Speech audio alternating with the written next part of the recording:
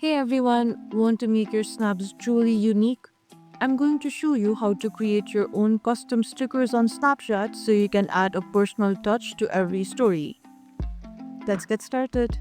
First up, open Snapchat and make sure you're logged in. Now, take a video or a photo as you normally would. This will be the base for your sticker. Once you have your snap, look for the scissor icon on the right-hand side of the screen. Tap on it. This is where you'll create your sticker. Use your fingers to draw an outline around the object you want to turn into a sticker. Try to be as precise as possible, but don't worry if it's not perfect. Once you've completed the outline, Snapchat will automatically create a sticker from your selection. You'll see it appear on the screen. You can now move and resize the sticker by dragging and pinching it. The sticker is now added to your snap.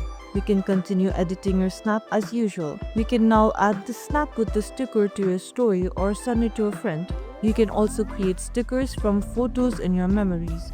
Just swipe up from the camera screen to access memories, select a photo, and then tap the scissor icon. And that's how you create custom stickers on Snapchat.